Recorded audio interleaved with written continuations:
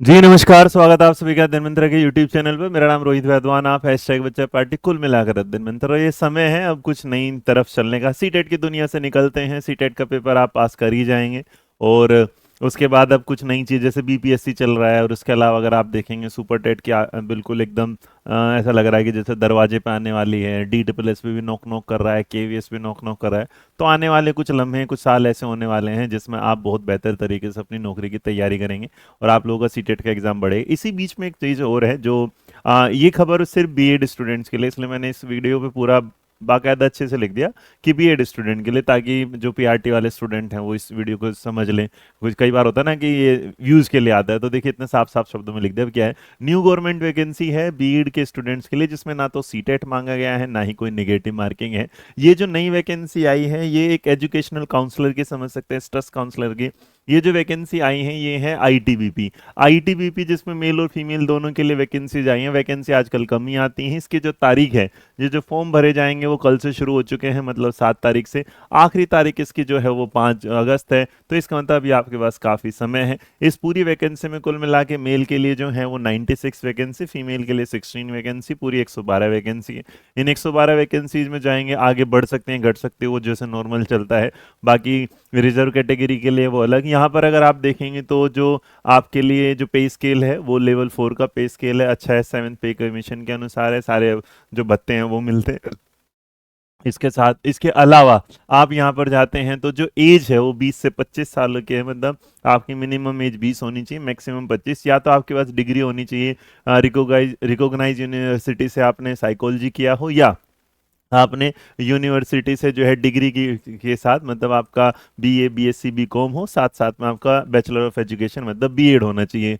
जो cut off जो as है वो आपकी 5 अगस्त 2024 तक काउंट की जाएगी। इसके अलावा इसमें अगर आप देखेंगे तो अगर आप नॉर्मल जाएंगे तो इसमें कोई भी जो एससी एसटी है उसके लिए 5 साल का मतलब एज रिलैक्सेशन है। ओबीसी जो है उनके लिए कितना है, 3 साल का। एक्स सर्विसमैन के लिए 3 साल का। और इस तरह से चलते चलते आपके सामने जो आता है। बाकी अगर देखा जाए सारी चीज़ों में तो इसका एक रिटन एग्जाम होगा, उससे पहले आपका एक क्या होगा, फिजिकल एग्जाम भी होगा। तो एक तरीके से आप जैसे देखते हैं तो नॉर्मली हमने कई बार देखा होगा, जैसे वैकेंसीज आप देखते हैं पुलिस में होती हैं, तो इस पोस्ट का नाम ही अगर मैं आपको दोबारा दिखा दूं तो ये पोस्ट जो है, इस पोस्ट का नाम जो है हमारा, इस पोस्ट को हम नाम देते हैं क्या, हेड कांस्टेबल। तो इसका मतलब आप पोस्ट देखते हैं जैसे कांस्टेबल होता है, हेड कांस्टेबल, उसके बाद एसआई आता है, फिर आते हैं इंस्पेक्टर। तो इस तरीके से हेड कांस्टेबल की जो पोस्ट होती है अपने आप में काफ़ी बढ़िया पोस्ट मानी जाती है। और उसमें क्या है, आपको कहीं बॉर्डर पे नोटेबल ऐसा नहीं जाना, वहाँ पर आपको एक एजुकेशनल और स्ट्रेस काउंसलर के रूप में आपको क्या है, भर्ती किया जा रहा है।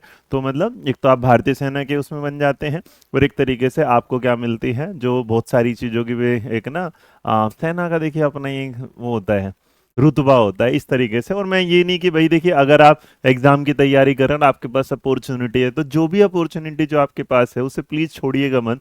क्योंकि ये मत स्ट्रिक्ट हो जाइए कि नहीं मेरे को तो यूपी में ही रहना है, मेरे को तो दिल्ली में रहना है, मेरे को तो भैया यहीं रहना है। अभी जो भी मौके मिलते हैं उसको यूज करिएगा, उसको मतलब अच्छे से तैयारी करिएगा। बाद की बात में देखिएगा, पहले ना जीवन में एक सिक्योरिटी लाना जरूरी है, स्टेबिलिटी लाना जरूरी है।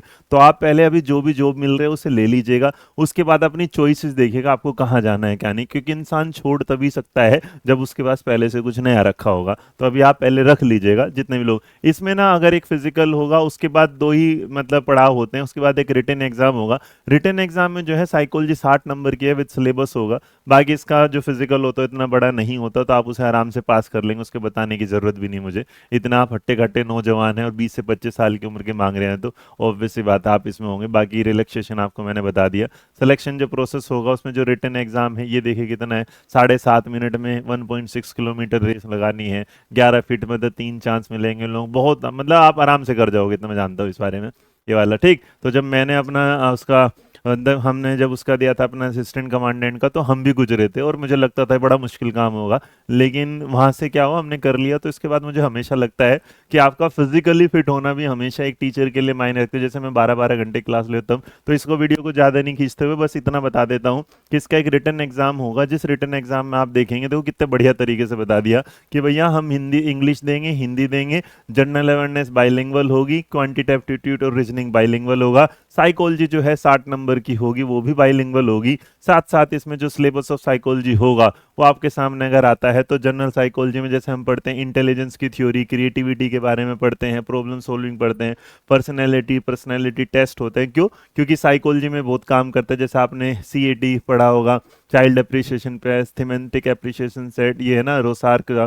तो स्टीरियोटाइप बातें, उसके बाद है ना discrimination, group dynamic, psychopathology, counselling psychology, managing. तो ये कुल 60 नंबर का होगा, जिसके लिए आपके पास 60 ही क्वेश्चन होंगे ये। तो इसके बाद आंसर की पेपर सब अपलोड कर दिया जाएगा। तो फिलहाल आपके लिए यही कि एक बीएड के स्टूडेंट, बस याद रखिएगा ये वैकेंसी सिर्फ और सिर्फ अप्लाई कर सकते हैं कौन? बीएड स्टूडेंट ही।